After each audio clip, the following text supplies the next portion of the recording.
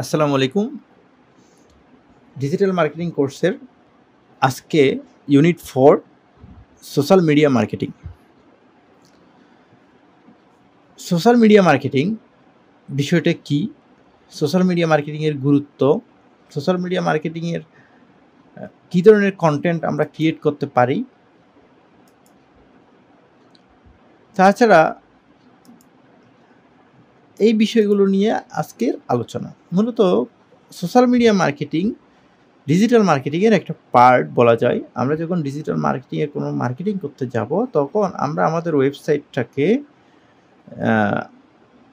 Visitor বেশি পাওয়ার জন্য, viewer বেশি পাওয়ার জন্য এবং আমাদের যে গ্রাহক তাদের এঙ্গেজমেন্ট বেশি হওয়ার জন্য আমরা সোশ্যাল মিডিয়াতেও আমাদের প্রচারণা চালাবো।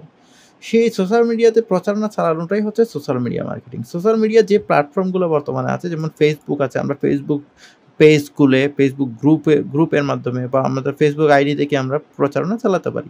ইনস্টাগ্রাম আছে, টুইটার আছে, টুইট করতে পারি, লিঙ্কডইন আছে, টিকটক আছে, ইউটিউব আছে, ইউটিউবে ভিডিও ক্রিয়েট করতে পারি। কী ধরনের আমরা কন্টেন্ট তৈরি করতে পারি? আমরা টেক্সট বেস কন্টেন্ট তৈরি করতে পারি, ইমেজ কন্টেন্ট তৈরি করতে পারি, ভিডিও কন্টেন্ট তৈরি করতে পারি, লাইভ স্ট্রিম তৈরি করতে পারি, লাইভে আমরা এসে যে প্রোডাক্টগুলো সম্পর্কে, আমাদের যে সেবা সম্পর্কে বলা, স্টোরি ক্রিয়েট করতে পারি, ইনফোগ্রাফিক্স দিতে পারি। ইনফোগ্রাফিক্স বলতে বোঝায় যে যেখানে যেই গ্রাফিক্সে কোনো ইনফরমেশন থাকে, সাধারণত গ্রাফ থাকে, চার্ট থাকে, সেগুলো হলো ইনফোগ্রাফিক্স। মূলত আমাদের যে ব্র্যান্ড, সেটা সচেতনতা তৈরি, গ্রাহকের সাথে সম্পর্ক তৈরি, অংশগ্রহণ বৃদ্ধি, ট্রাফিক চালানো, বিক্রি বাড়ানো, এগুলোই হলো সোশ্যাল মিডিয়া মার্কেটিংয়ের অন্যতম লক্ষ্য। সোশ্যাল মিডিয়া মার্কেটিংয়ের যে গুরুত্ব রয়েছে, সেই গুরুত্ব হলো ব্র্যান্ডের যে সচেতনতা সেটা বৃদ্ধি পায়, গ্রাহকের সাথে সম্পর্কের উন্নয়ন হয় এবং ট্রাফিক বৃদ্ধি পায়। ব্র্যান্ডের যে সচেতনতা সেটা হচ্ছে সোশ্যাল মিডিয়া প্ল্যাটফর্মগুলোর মাধ্যমে ব্র্যান্ডের যে পরিচিতি সেটা দ্রুত ছড়িয়ে পড়ে এবং ব্যাপকভাবে জনসাধারণের কাছে পৌঁছে যায়। গ্রাহকের সাথে যে সম্পর্ক হয়, সেই সম্পর্কের উন্নয়ন হয় সোশ্যাল মিডিয়া মার্কেটিংয়ের মাধ্যমে। ট্রাফিক বৃদ্ধি পায়, সোশ্যাল মিডিয়া পোস্ট, বিজ্ঞাপন, ওয়েবসাইট ট্রাফিক ইত্যাদি আনতে ট্রাফিক বৃদ্ধি পায়।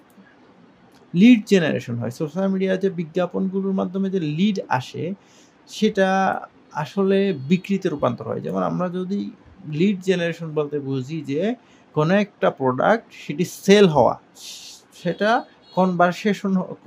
সেটা কনভার্ট হয়ে টাকায় বা সম্পদে রূপান্তরিত হওয়া। রিয়েল টাইম এনগেজমেন্ট, ব্যবহারকারীর সাথে রিয়েল টাইমে যোগাযোগ সম্পন্ন হয়। যে কোনো সময়, যে কোনো প্রয়োজনে সে মেসেজ করতে পারে, সে যোগাযোগ করতে পারে, কমেন্ট করতে পারে। বিশ্লেষণ মাপযোগ করা হয়। বিশ্লেষণ মাপযোগ বলতে বোঝানো হয় যে ভবিষ্যতে আমাদের যে মার্কেটিংয়ের যে কৌশল, সেই কৌশলগুলো আমরা খুব সহজে নির্ধারণ করতে পারি। আমাদের যে পরিসংখ্যান, বর্তমানে কোথা থেকে ভিউ পাচ্ছে বা কেমন আমাদের ব্যবসার যে হেলথ সম্পর্কে আমরা বিস্তারিত পেয়ে যাই। আমাদের যে সহজেই আমরা সোশ্যাল মিডিয়া প্ল্যাটফর্মগুলো ব্যবহার করতে পারি, সহজে কম খরচে আমরা অনেক বেশি গ্রাহকের কাছে পৌঁছে যেতে পারি। সোশ্যাল মিডিয়া কন্টেন্ট ক্রিয়েশন বলতে কী বোঝায়? সোশ্যাল মিডিয়া কন্টেন্ট ক্রিয়েশন বলতে বোঝায় সোশ্যাল মিডিয়াতে আমরা যে ছবিগুলো পোস্ট করি, লিখা পোস্ট করি, ভিডিও পোস্ট করি, এই জিনিসগুলো তৈরি করা। আমরা বিভিন্ন ধরনের আর্টিফিশিয়াল ইন্টেলিজেন্স ব্যবহার করে কন্টেন্ট ক্রিয়েট করতে পারি। আবার বিভিন্ন ধরনের পেইড টুলস বা ফ্রি টুলস ব্যবহার করেও আমরা টেমপ্লেট ব্যবহার করে কন্টেন্ট ক্রিয়েট করতে পারি। যেমনটা আছে ক্যানভাতে অনেকগুলো টেমপ্লেট আছে, আমরা জাস্ট টেমপ্লেটগুলোতে নাম বা ডিজাইন চেঞ্জ করে ব্যবহার করি।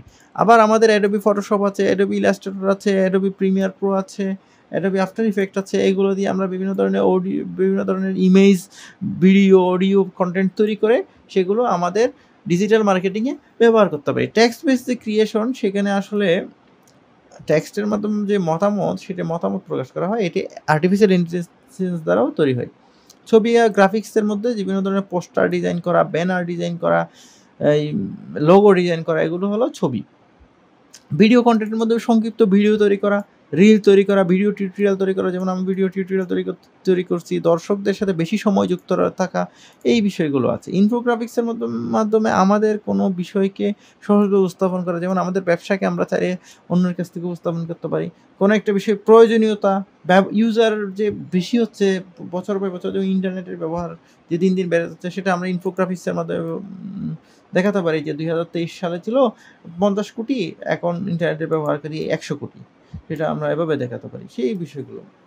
স্টোরি বা রিলসের জন্য, যেমন 24 ঘন্টার জন্য দৃশ্যমান যে কনটেন্টগুলো আছে সেগুলো কিন্তু আমরা সোশ্যাল মিডিয়াতে শেয়ার করতে পারি এবং ওগুলোর মাধ্যমে অনেক ভিজিটর আমাদের কাছে আসতে পারে। মূলত ব্র্যান্ডের সচেতনতা বৃদ্ধি, গ্রাহকের সাথে সম্পর্ক তৈরি, বিক্রি বা ব্যবসা বৃদ্ধি, সোশ্যাল মিডিয়ায় উপস্থিতি বৃদ্ধি, এগুলাই হলো আমাদের মূল উদ্দেশ্য। তাহলে আমাদের আজকের এই অধ্যায়টা খুবই সংক্ষিপ্ত অধ্যায়। মূলত আগের অধ্যায়গুলোতে এই বিষয় সম্পর্কে জেনেছি। সোশ্যাল মিডিয়াতে বিভিন্ন ধরনের সোশ্যাল মিডিয়া আছে, যেমন Facebook আছে, YouTube আছে। এই বিষয়গুলো সম্পর্কে আমরা বিস্তারিত দেখব। প্র্যাকটিক্যালি কাজ করব এবং দেখব। মূলত প্র্যাকটিক্যালি কাজ করলে আপনাদের এই জিনিসগুলো শিখা হয়ে যাবে এবং আপনারা খুব ভালো কাজ করতে পারবেন। ধন্যবাদ সবাইকে। আসসালামু আলাইকুম।